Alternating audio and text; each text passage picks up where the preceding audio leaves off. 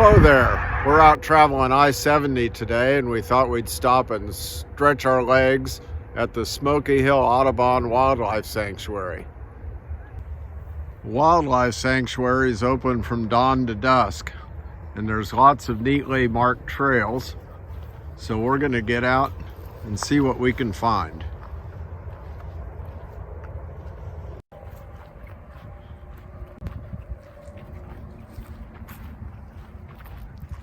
Well, there's a nice sign. Tell you all about the native wildflowers. Looks like the Smoky Hills Audubon Sanctuary. Looks like it's 67 acres of prairie, woodlands, and wetlands, maintained by the volunteers of the Smoky Hills Audubon Society. Well, they've done a really good job of putting some signage up here and letting people know where to go. So let's get out and explore. After just a short 100-yard walk, we're down to a really nice picnic area. Lots of picnic tables, lots of benches to sit and just look out at the lake. Looks like some trees are being planted to provide some shade later on. If you want to just get out and stretch your legs, this is a good place to do it. About if they want to walk out here, to be sure and bring a walking stick if you feel like you're a little wobbly, because this is a sanctuary and it is walking trails. So you need to be careful on your side. We don't take roots out and we don't do all those kind of things because this is supposed to be natural. Well, are you saying I'm wobbly? Sometimes. You're gonna pick me up if I fall? Yes. Well, let's get started. Let's go. This is kind of cool. Looks like it's some sort of photo blind.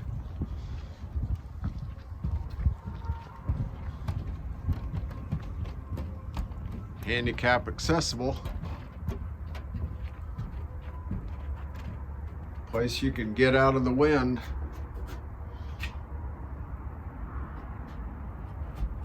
Got some identification posters up here so you can see the types of birds you're looking at. Say that the railing, as you saw as we walked in here, that was donated by Ambex of Salina, Kansas, and they came out here as a group and put that together so that people that had difficulty going upstairs, that they could just walk up the ramp.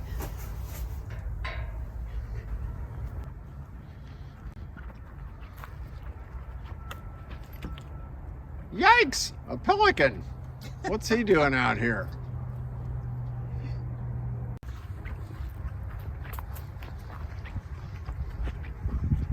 Looks like we're approaching kind of a grassy area.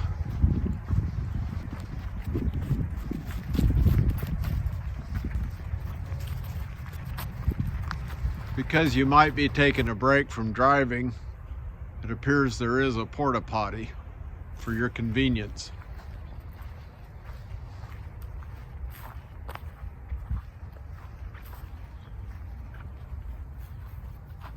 Looks like they've got some nice maps set up so you know where you're going, what you're looking at. This appears to be well organized. Well, I haven't fallen down yet. Nope. I also like to say that we're very fortunate to have David and Cheryl Higgins that maintain this. Also Steve Castle. Then the rest of us volunteers kind of just follow them along, and when they need help, we come along and help them.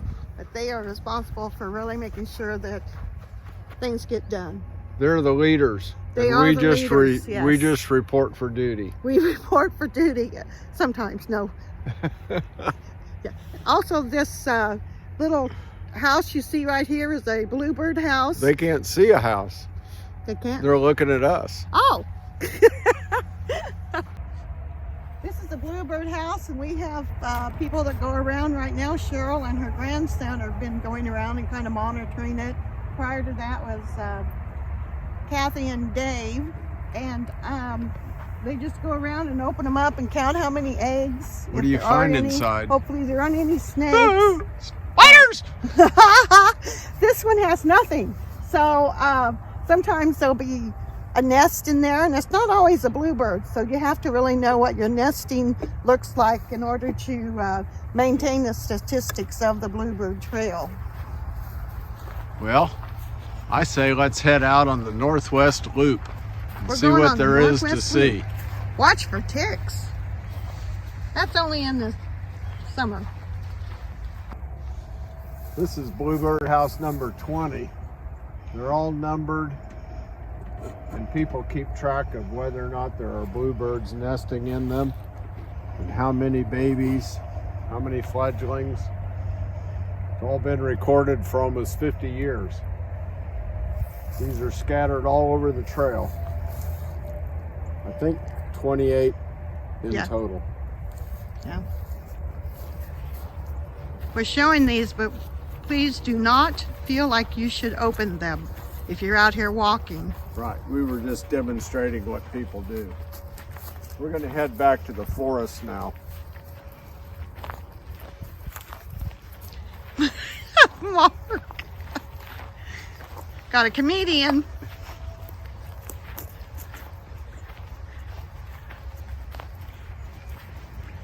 Have you been paying attention? What is this? Bluebird house. That's right. That's right. This is number 2. That was number 20. I don't know where the rest of them are. We'll see them. Mark, what's this grass called that we have all around us? This is called brown grass. Brown grass. Yeah, definitely brown. Do you know the real name? The real name? Some of it's called Indian grass, some of it's blue stem, some of it's little blue stem. Yeah.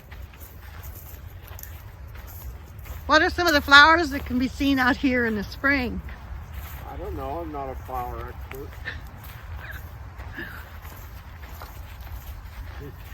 This trail sure is windy. You might be hearing some of the traffic noise in the background as we walk around this trail.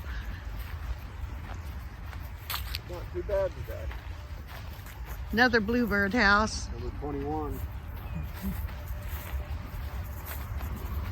We've walked about a half to 3/4 of a mile across this open prairie, and now we're approaching a more wooded area, more varieties of birds, more bird activity. We're back in the woods area. Lots to look at.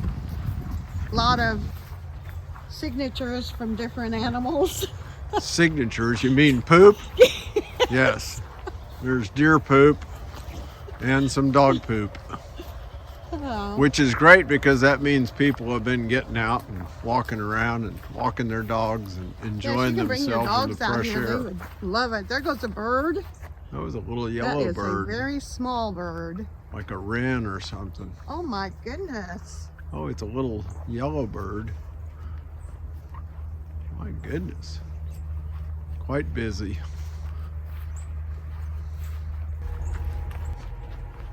Well, we've been walking for a little while, and now we're on the north side of the sanctuary on the Woodland Trail, according to this sign.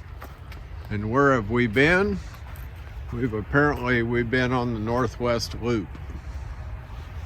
So let's go back and venture forth.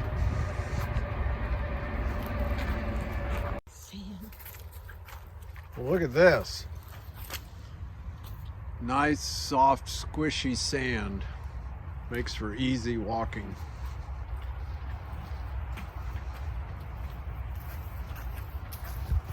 Hello. Are you having fun? Yeah.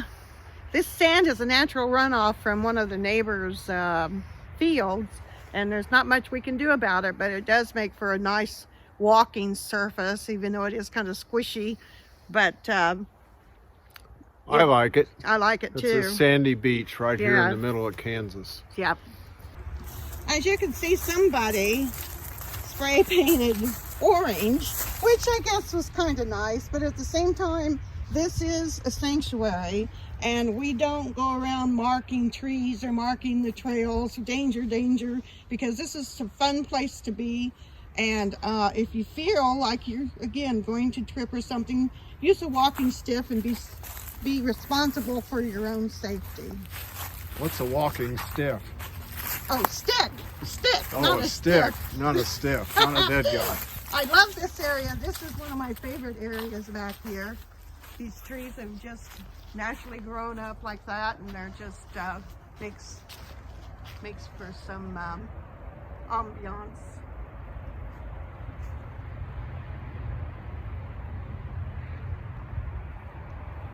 This is nice walking back here. It gives you a different feeling than if you're walking out on the prairie, which is wide open. Pretty soon we've been walking for a while, and there's a little bench up here. And Good, I'm gonna sit and take a break. okay. We're still on the Northwest Loop. Volunteers built this bridge, and it had been higher, but the sand keeps washing in and Filling it in underneath. yeah.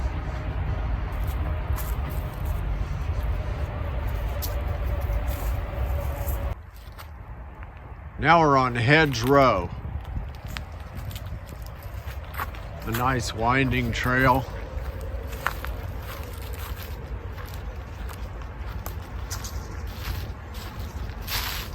Interesting sure. mushrooms and That fungi. mushroom? They Sorry. only grow on dead trees. Ooh, that looks like an angry mouth. Yeah. Wonder if anything lives in there. Stick your hand in there and see if there's anything in there. You Go think if ahead. we- What? Stick your hand in there. Oh no. Why don't you stick the camera in there and see what grabs it? Is that a Well, little... that's interesting. Huh? I have no idea what Oh, that it's a is. shadow. Something's in there.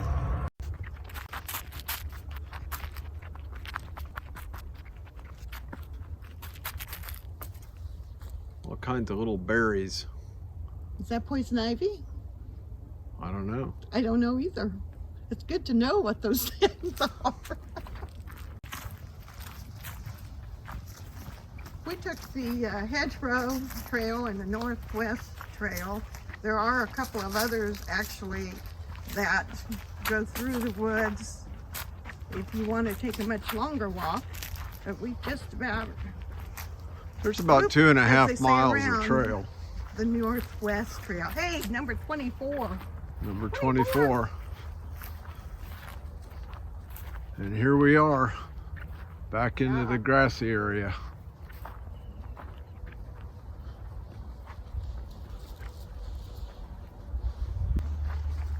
The trail's nice and wide. Yes, it is. Lots of room. Back to the prairie. These are wild rose bushes on the side. Popular nesting area, but this is the middle of January, so not too much of that going on.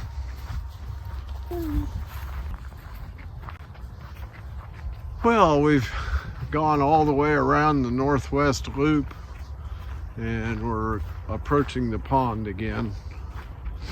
So if you want to get out on a nice day and just take a walk around the neighborhood here, you've got 2.5 miles of trails.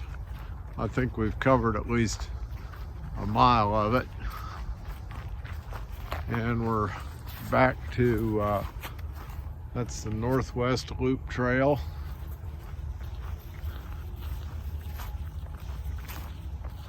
And we're back to where we began. Where did we walk? Let's see. I think, To the northeast. I don't know. We went around, round, boom, boom, boom, boom, boom, and back to boom.